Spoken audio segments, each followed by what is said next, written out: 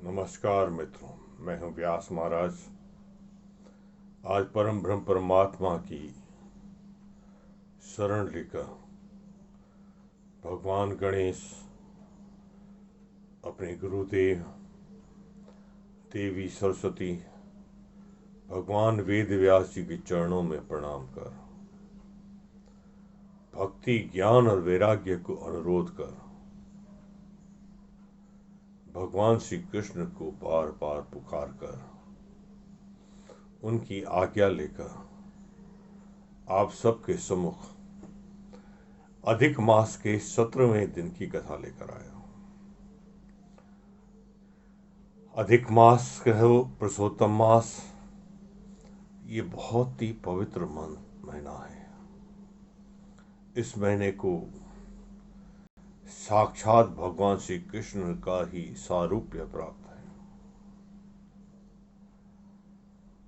आज की कथा आगे बढ़ाने से पहले मैं उसी परमात्मा से और उसकी आह्लादनी शक्ति राधा रानी से प्रार्थना करता हूँ कि मुझे आशीर्वाद दें कि मैं इस कथा को वर्णन कर सकूं।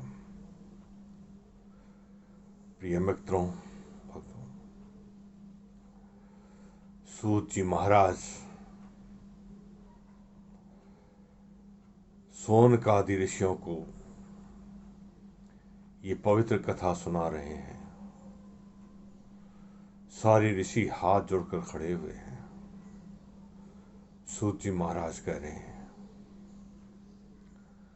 भगवान नारायण के मुख से सुनी हुई कथा मैं आपको सुना रहा हूं।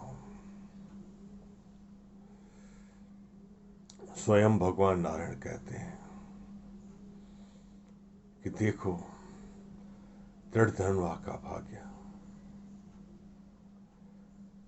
बड़े ही आशीर्वाद से, बड़ी ही करुणा से महर्षि वाल्मीकि उसके सर पर हाथ रख करके कह रहे हैं, हे दृढ़ धनवा, अपने पिछले जन्म की कथा को आगे सुनो। सुदेव नाम का वो ब्राह्मण पत्नी के समझाने पर शोक को त्याग कर हरि भक्ति में मग्न हुआ। हरि शरणम या श्री कृष्ण शरणम मम, सदा इस मंत्र का उच्चारण करता हूं। पर समय बीतता गया, काल चक्र की गति चलती रही, किसी की प्रतीक्षा नहीं करती। और उसका पुत्र सुखदेव धीरे धीरे 12 वर्ष का हो गया। एक दिन वो अपने मित्रों के साथ में तालाब के किनारे खेल रहा था। उसके सारे मित्र तालाब के पानी में कूद गए और तैरने लगे, क्योंकि उन सबको तैरना आता था। सबके देखा देखी सुखदेव के भी मन में जोश आया और उसने तालाब में छलांग लगा दिया। वो गहरे पानी में जा गिरा। उसने बहुत कोशिश की पानी से बाहर निकलने की, पर नहीं निकल सका। उसके प्राण निकल गए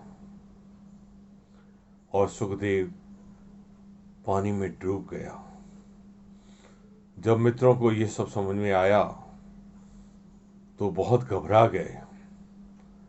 दौड़ते दौड़ते सुदेव और गौतमी के पास जा पहुंचे। सुदेव और गौतमी इस समाचार को सुनकर के ही बेहोश हो गए। फिर जैसे ही होश आया, उड़ करके तालाब की ओर दौड़े। सब लोगों ने मिलकर प्रयास किया और सुखदेव के शव को तालाब से बाहर निकाला। उस शव को देख करके सुखदेव के शव को देख करके सुदेव छटपटाने लगा। और जोर जोर से छाती पीट पीट कर विलाप करने लगा। पता नहीं मेरा कौन सा पाप आज मेरे सम्मुख आया है। मेरा बच्चा मुझसे विमुख हो गया है। लगता है भगवान ने मुझे दंड दे दिया है, क्योंकि मैंने उनसे जिद करके संतान को प्राप्त किया। जो संतान मेरे भाग्य में नहीं लिखी थी, उसे भी मैंने पाना चाहा। मजबूर होकर के भगवान ने जब मुझे ये संतान दी है, तो मुझे दंड भी दे दिया। अरे इससे तो संतान नहीं थी, वही अच्छा था। ऐसा कहकर के जोर जोर से रोता रहा। उसे कहीं होश नहीं आ रहा था। धीरे धीरे करके सारे गांव वासी अपने अपने घरों में चले गए। वसुदेव और गौतमी अपने बच्चे का सर अपने गोद में रख करके वहीं बैठे रहे और रोते रहे, विलाप करते रहे।